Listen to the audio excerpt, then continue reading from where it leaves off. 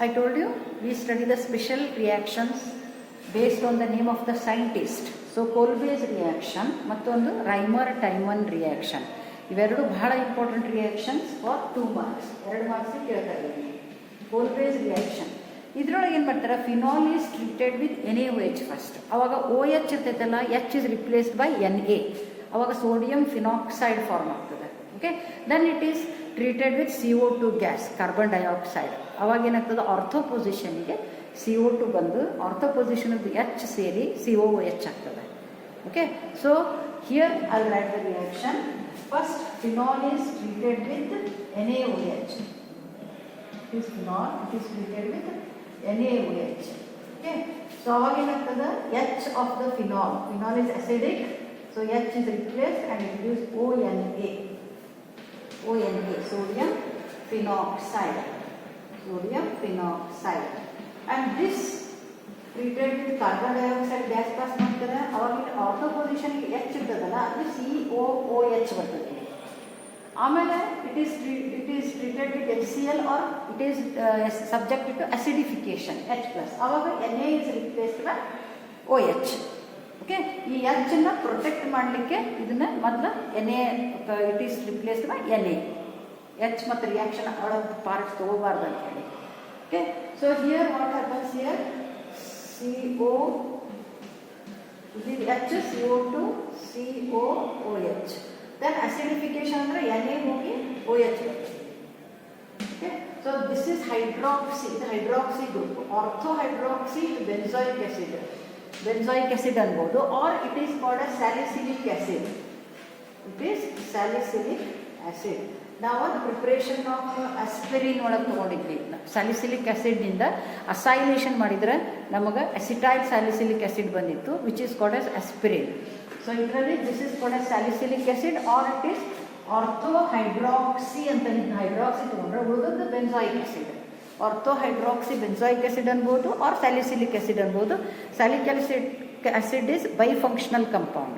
ಬೈಫಂಕ್ಷನಲ್ ಅಂದರೆ 2 functional group, ಒಂದು OH phenolic OH ಅದ, ಇನ್ನೊಂದು ಆಸಿಡ್ ಕಾರ್ಬಾಕ್ಸಿಲಿಕ್ ಆಸಿಡ್ ಗ್ರೂಪ್ ಅದ. ಸೊ 2 ಫಂಕ್ಷನಲ್ ಗ್ರೂಪ್ಸ್ ಅದಾವೆ ಸ್ಯಾಲಿಸಿಲಿಕ್ ಆ್ಯಸಿಡಲ್ಲಿ. So how do you get salicylic acid from phenol ಅಂದ್ರೂ ಬರಿಬೋದು, ಆರ್ ಎಕ್ಸ್ಪ್ಲೇನ್ ಕೊಲ್ಬೇಸ್ ರಿಯಾಕ್ಷನ್ ಅಂದ್ರೂ ಬರ್ತದೆ. Okay, so then next third one Reimer-Tiemann reaction. Reimer-Tiemann reaction ಒಳಗೆ we get here salicyl aldehyde. ಅಂದರೆ ಈ COOH group ಬರುತ್ತೆ, CHO ಬರ್ತದೆ. Okay, salicyl aldehyde. So ಇದರೊಳಗೆ ಏನು ಮಾಡಬೇಕು, first phenol is treated with NaOH and CHCl3 ಅಂದ್ರೆ ಏನು, ಕ್ಲೋರೋಫಾರ್ಮ್.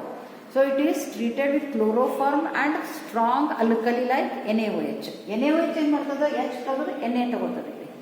CHCl3 ಏನು ಮಾಡ್ತದೆ, ಇಲ್ಲಿ ಒಂದು Cl ಇಲ್ಲಿ H ಜೊತೆ HCl ಆಗಿ ಹೋಗ್ತದೆ, ಉಳಿದದ್ದು CHCl2 ಬರ್ತದೆ ಅಲ್ಲಿ. Okay, so here CHCl3 plus NaOH. So ಇದು NaOH ಇದು ONA ಆಗ್ತದೆ. This is ONA. ಇಲ್ಲಿ ಆರ್ಥೋ ಪೊಸಿಷನ್ಗೆ CHCl2 ಅಂದರೆ ಮೈನಸ್ ಇಲ್ಲಿ HCl, ಇಲ್ಲಿ ಒಂದು Cl ಇಲ್ಲಿ H ಮೈನಸ್ HCl, ಉಳಿದಿದ್ದು CHCl2. This is benzal chloride. ಯಾಕಂದ್ರೆ ಬೆನ್ಸಾಲ್ ಕ್ಲೋರೈಡ್ ಅಂತ. ಓಕೆ, ಬೆನ್ಸಾಲ್ ಕ್ಲೋರೈಡ್ ಏನು ಮಾಡಬೇಕು, then it is treated with 2 moles of NaOH. Then acidification. ಇಲ್ಲಿ ಅಸಿಡಿಫಿಕೇಶನ್ ಆಮೇಲೆ ತಗೊಳ್ಳೋದು. 2 moles NaOH ಆದಾಗ ಏನಾಗ್ತದೆ ನೋಡಿ, ಇಲ್ಲಿ ಬ್ರ್ಯಾಕೆಟ್ ಒಳಗೆ ಬರೀತೇನೆ ನಾನು, ಅದು ನೆಸಸರಿ ಇಲ್ಲ ಇಲ್ಲಿ ಬರೆಯೋದು.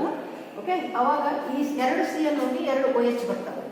ಓಕೆ, ಸೊ ಇಲ್ಲಿ ಏನು ಬಂತು, ONA, ಆಮೇಲೆ CHCl2 ಇರ್ತಲ್ಲ, ಇಲ್ಲಿ 2 OH ಬರ್ತಾವೆ. ಏನು ರಿಮೂವ್ ಆಗ್ತೈತೆ ಅವಾಗ, NaCl2 NaCl ರಿಮೂವ್ ಆಗ್ತದೆ. ಈ 2 OH ಇಲ್ಲಿ ಇದ್ರ ಪ್ಲೇಸ್ ಒಳಗೆ ಬಂದಿಲ್ಲ. Okay, minus 2 NaCl. ಇದೇನೈತಿಲ್ಲ 2 OH ಇದ್ದಿದ್ದಕ್ಕೆ this is unstable. So 1 molecule of water is also removed. ಅವಾಗ CHO ಉಳಿತದೆ. ಸೊ ಮೈನಸ್ H2 ಆಗ್ತದೆ. minus H2.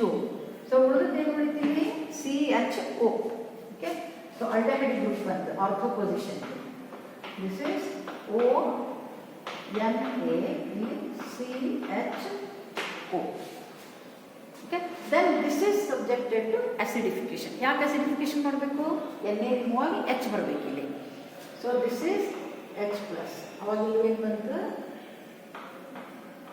Here it is OH and here it is CHO. So this is ಇಲ್ಲಿ COH ಬಂದ್ರೆ salicylic acid. ಇಲ್ಲಿ CHO ಇತ್ತಂದ್ರೆ salicyl aldehyde. Salicyl aldehyde. So this is Reimer-Tiemann reaction, Kolbe's reaction. 2 marks ಕೇಳ್ತಾರೆ. Kolbe's reaction ಒಳಗೆ salicylic acid ಬರ್ತದೆ. Reimer-Tiemann reaction ಅಲ್ಲಿ salicyl aldehyde ಬರ್ತದೆ. Okay, so ಇದು ಬ್ರಾಕೆಟ್ ಒಳಗೆ ಬರೆಯೋದೇನು ನೆಸೆಸರಿ ಇಲ್ಲ.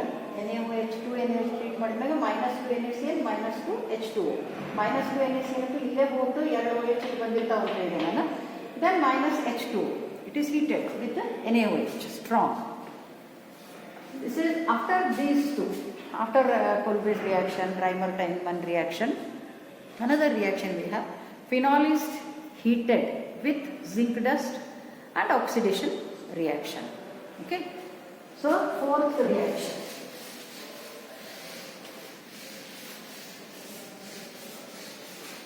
So fourth reaction with the zinc dust, with certain dust. Zinc reaction.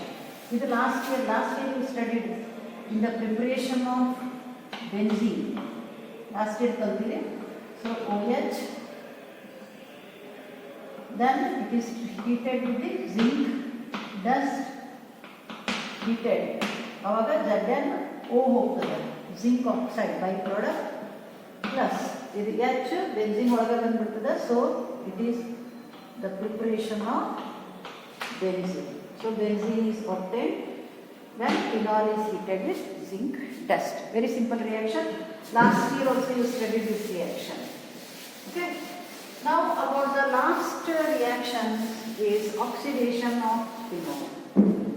So fifth, oxidation of phenol.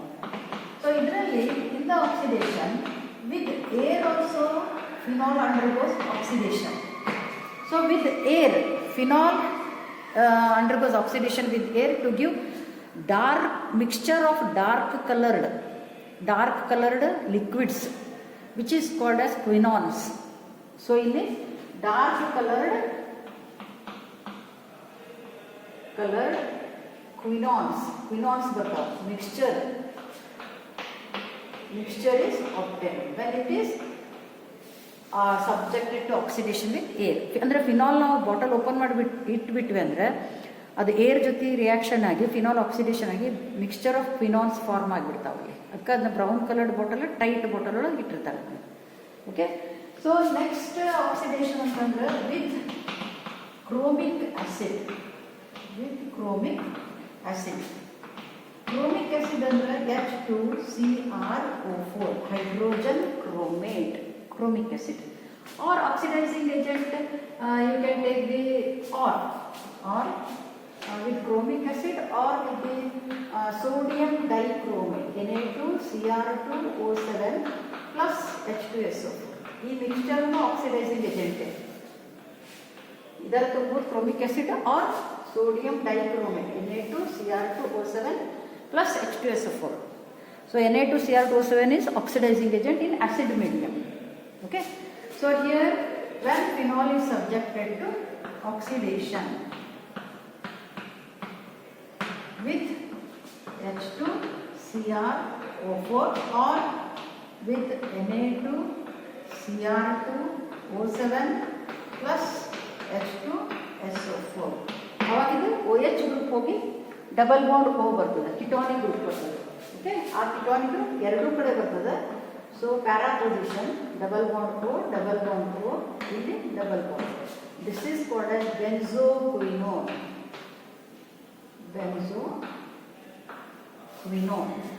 It is called as benzoquinone. Okay, so these are the reactions of the phenols.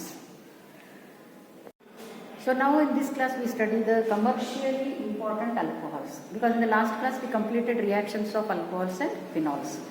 So commercially important alcohols andre ನಾವು ಎರಡು alcohol ಕಲಿತೀವಿ, methanol ಮತ್ತು ethanol. So first one, methyl alcohol or methanol. It is also called as wood spirit because earlier it was extracted by the destructive distillation of wood. ಅದಕ್ಕೆ wood spirit ಅಂತಿದ್ರು. But nowadays it is prepared manufactured by the hydrogenation, catalytic hydrogenation of carbon monoxide. Okay, carbon monoxide. So catalyst used in the hydrogenation is zinc oxide plus Cr2O3. It is chromium trioxide. At high temperature and high pressure, CO, carbon monoxide, undergoes hydrogenation at high pressure and high temperature in presence of the catalyst ZnO plus Cr2O3 to give CH3OH. And methanol is highly poisonous liquid. Okay, so little injection of little amount of the methanol causes blindness, and injection of the large amount even causes death also. So, but it is useful in making used as the solvent in making paints and also in the laboratory and in making varnishes. And in the preparation of the formaldehyde, this is methanol is used. Okay. Then coming to the ethanol. So second compound, it is second commercially important alcohol is ethanol or ethyl alcohol. So ethyl alcohol gottadu nimage C2H5OH. So ethanol, it is manufactured by taking the molasses. Molasses antandre ena, it is the liquid left behind during the crystallization of the sugar from the sugarcane juice. Sugarcane juice ಇಂದ sugar crystallization ಮಾಡುವಾಗ liquid ಉಳಿದಿರ್ತೈತೆ, ಹಿಂದೆ ಉಳಿದಿರ್ತದೆ dark colour liquid, ಅದಕ್ಕೆ molasses ಅಂತಾರೆ. So it contains 40% of the sucrose. So that sucrose, it is we get by using the enzyme invertase, we get the glucose and fructose there. So ಇಲ್ಲಿ sucrose ಅಂದ್ರೆ ಏನಂದ್ರೆ sweet value H22O11. So this hydrolysis plus H2O in the presence of invertase ತಗೊಂಡ್ರೆ ಅವಾಗ C6H12O6 plus C6H12O6. ಒಂದು glucose, ಇನ್ನೊಂದು fructose. So by the fermentation of the glucose or the fructose ನಿಂದ ಇದು ನಮಗೆ ಇಥೈಲ್ ಆಲ್ಕೋಹಾಲ್ ಬರ್ತದೆ. ಸೊ ಇಲ್ಲಿ fermentation ಮಾಡೋದು ಹೆಂಗೆ, C6H12O6 with the enzyme zymase, we get here C2H5OH plus CO2. Okay, so 2 and then it is 2 balance ಆಗುತ್ತೆ. Okay, so reactions ಹೆಚ್ಚೇನು important ಇಲ್ಲ. So we get here ethyl alcohol, ethanol. Okay, so this fermentation taking place, it is anaerobic fermentation. Anaerobic ಅಂದ್ರೆ in absence of air, fermentation takes place in absence of air. Then about the uses of ethanol. Ethanol is used as a solvent in making the paints.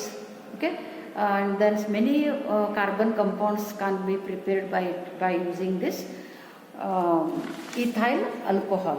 So similarly in the paint industry ಅಂತ ಹೇಳಿದೆ ನಾನು. Okay, so ಇನ್ನೊಂದು very important point ethanol ಒಳಗಂದ್ರೆ denaturation of alcohol. ಇದನ್ನು ಒಂದು ಸತಿ ಕೇಳಿರ್ತಾರೆ, denaturation of alcohol. ಯಾವ ಆಲ್ಕೋಹಾಲ್ ಇಲ್ಲಿ? ಇಥನಾಲ್. ಸೊ ಡಿನ್ಯಾಚುರೇಷನ್ ಅಂದ್ರೆ ethanol is made unfit to drink. ಕುಡಿತಾರೆ ಕೆಲವೊಬ್ರು, ಕುಡಿಬಾರ್ದು ಅಂದರೆ ಅನ್ಫಿಟ್ ಮಾಡ್ತಾರೆ ಅದನ್ನ. ಹೆಂಗೆ? It is made unfit to drink by mixing with the copper sulphate which gives colour, and also mixing with the pyridine which gives bad smell colour ಎಲ್ಲ ಇದ್ದಿದ್ದು copper sulphate ಮತ್ತು ಪಿರಿಡಿನ್ ಬ್ಯಾಡ್ ಸ್ಮೆಲ್ ಇದ್ದಿದ್ದು mix ಮಾಡಿ it is made unfit for drinking. That is called as denaturation of alcohol. Okay, so this is about the commercially important compound. What is denaturation ಅಂತನೂ ಕೇಳ್ತಾರೆ ಈ question. Okay, so nowadays this alcohol is obtained by the hydrolysis of catalytic hydration of the alkene. Okay, So this completes the alcohols and phenols. In the next class we will start the ethers. Thank you.